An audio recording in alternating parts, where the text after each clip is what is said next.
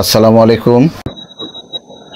হ্যাঁ, ঠিক আছে। একটু প্রতিবেদনের একটি গবেষণা দেখা গিয়েছে ঘটনা কৌতূহল মানে বাংলাদেশে যে কি হচ্ছে বোঝা বড় মুশকিল।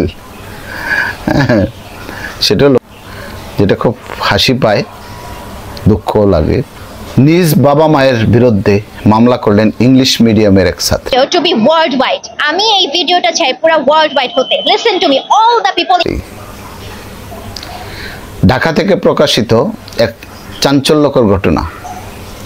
মাত্র 19 বছর বয়সী এক ইংলিশ মিডিয়াম শিক্ষার্থী মেহরিন আহমেদ তারই জন্মদাতা বাবা মায়ের বিরুদ্ধে মামলা করেছেন। বাবার নাম নাসির উদ্দিন আহমেদ, মায়ের নাম জান্নাতুল ফেরদৌস, ঠিকানা মোহাম্মদপুর, ঢাকা। মামলা দায়ের করা হয়েছে ঢাকার মেট্রোপলিটন ম্যাজিস্ট্রেট আদালতে 22 জুন 2025 তারিখে। মামলার মূল অভিযোগ হলো মেয়েটিকে শারীরিক মানসিক নির্যাতন, কটূক্তি ও গালিগালাজ, মাঝে মধ্যে মেয়েটাকে এবং একটু কটু কথা কয়, শাসনের দিকে রাখে, বকাঝকা করতেই পারে। বাবা মা তাকে শাসনে রাখবে, বকাঝকা করবে, এইটাই স্বাভাবিক। তার অভিযোগ হলো এগুলি যে শারীরিক মানসিক নির্যাতন, কটূক্তি করে, গালাগালিজ করে। এই মামলা আর তার স্বাধীনতা হরণ। সে স্বাধীনভাবে যেইভাবে চলতে চায় তার স্বাধীনতা হরণ করছে এখানে। সে যেভাবে চলতে চায়, স্বাধীনতা চায়, সে তার স্বাধীনতা হরণ করছে বাবা মা। সে যেভাবে যাইতে চায়, যেভাবে চলতে চায়, যেখানে যাইতে চায় সেখানে বাবা মা নিষেধ করে। এটা হলো তার মামলার বিবরণ। 2 বছর ধরে জোরপূর্বক একটি মানসিক হাসপাতালে আটকে রাখা হয়। মেয়েটা একটু মানসিক সমস্যাও আছে, দেখলে বোঝা যায়। ব্যবহারিক জিনিস থেকে বঞ্চিত করা, সে যে সব জিনিস ব্যবহার করতে চায় তার এই জিনিস থেকে বঞ্চিত করছে। তাকে যে 2 বছর ধরে আটকায় রাখছে একটা মানসিক হাসপাতালে। মেহরিন আদালতে দাঁড়িয়ে বলেন, তাদের মাধ্যমে আমি পৃথিবীতে এসেছি। আমার বাবা মার মাধ্যমে তো আমরা পৃথিবীতে আসছি, তাদের মাধ্যমে পৃথিবীতে এসেছি। And I hope you see me in the world. That's my. আমি পৃথিবীতে এসেছি, এটা আমার দোষ না। এটা কি আমার দোষ? তারাই তো আমার আনছে পৃথিবীতে, সে তো আসতে চায় নাই। মেহরিন না এত জহিরুনও হইতে পারত। যাক, এটা আমার দোষ না, আমি কোনো পাপেট না। আমি শুধু ন্যায় বিচার চাই, আমি আমার স্বাধীনতা চাই। মেয়ে শুধু স্বাধীনতা চায় তার, যে এখানে খুশি যাবে, যা খুশি করবে, যা খুশি খাবে না, তার মনে যা চায় বন্ধু বান্ধব নিয়ে এখানে আইসা হুল্লার নাচানাচি ঘাটাঘাটি এই করবে সে করবে, তার যা মনে চায় তাই করবে। এটা কি বাবা মা মানবে, দিতে পারবে?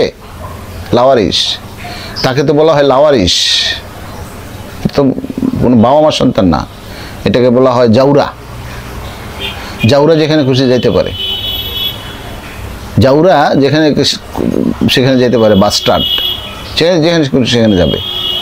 তার তো বাবা মা আছে জিন্দা। তিনি আরও দাবি করেন যে তাকে ব্রেন অ্যান্ড মাইন্ড হাসপাতাল নামে একটি মানসিক হাসপাতালে বিনা সম্মতিতে, তার কোনো সম্মতি ছিল না, বিনা সম্মতিতে রাখা হয়েছিল, যেখানে তার উপর ছিল মানসিক অত্যাচার। বাদীপক্ষের আইনজীবী, বিজ্ঞ আদালত উভয় পক্ষের বক্তব্য শুনেছে। আমার ক্লায়েন্ট মিস মেহরিনকে আর মেন্টাল হ্যারাসমেন্টের জন্য ক্ষতিপূরণ প্রদান করবে। অ্যাডভোকেট ইসহাকুর রহমান গালিব বলেন, মেহরিন তার বাবা মায়ের দ্বারা দীর্ঘদিন ধরে অবহেলিত ও নির্যাতিত। আমার আইনি সুরক্ষা আদেশ ও খরচ দাবি করছি পারিবারিক সহিংসতা প্রতিরোধ আইনের অধীনে। আবার তার বিরুদ্ধে আবার আমার ক্লায়েন্ট মিস মেহরিনকে আর মেন্টাল হ্যারাসমেন্টের জন্য ক্ষতিপূরণ প্রদান করবে। উকিলও দাঁড়াইছে। উকিলের নাম হলো অ্যাডভোকেট ইশফাকুর রহমান গালিব। আবার উকিলও দাঁড়াইছে, ক্ষতিপূরণ প্রদান করবে। সে আবার কিছু টাকাও চায়, জরিমানা চায়, তার যে করছে দাঁড়াইছে। এখানে আবার উকিলও পাইছে সে। হায় রে বাংলাদেশ। আসামি পক্ষের আইনজীবী অ্যাডভোকেট আবুল হোসেন বলেন, বাবা মার পক্ষে যে আইনজীবী অ্যাডভোকেট আবুল হোসেন বলেন, এই মেয়ে তাদের একমাত্র সন্তান, তারা তাকে বিদেশে পড়াতে চায়, তবে তারা এখন আদালতের সিদ্ধান্ত মেনে চলবে। তারাও বিদেশে পড়াবে, আদালত যদি এখন রায় দেয়। বর্তমান অবস্থা মামলার শুনানি, বর্তমান অবস্থা মামলার শুনানি হয় 10 জুলাই 2025 তারিখে। পরবর্তী আদেশের জন্য 24 জুলাই 2025 তারিখ নির্ধারণ করা হয়েছে। বাংলাদেশে এই ধরনের ঘটনা বিরল, আর হয়েছে বললে মনে হয় না, হয় নাই। এটি সমাজকে ভাবিয়ে তুলছে। সন্তান যখন নিজ নিরাপত্তার জন্য বাবা মায়ের বিরুদ্ধেও দাঁড়ায়, তখন প্রশ্ন ওঠে পরিবার বলতে আমরা কি বুঝি? পরিবার বলতে তো আমরা এটাই বুঝি, বাবা মা, ভাই বোন, আত্মীয় স্বজন, পরিবেশ পরিস্থিতি, এলাকাবাসী, এগুলি তো পরিবার। বাবা থাকবে, মা থাকবে, বাবা বকা দিবে, মা বকা দিবে, এইটা খাও ওইটা খাও, এইভাবে পড়ো, এইভাবে চলো, মোবাইল বেশিক্ষণ থাকবা না, রাতের 10টার পরে ঘুমায় পড়বা, সকালবেলা উঠবা, একটা শৃঙ্খল জীবনযাপন করা, তাই তো পরিবারের কাজ। বাবা মা তো তাই করে। এই জন্য মামলা, জানি না এটা মেয়ে না রাক্ষসী।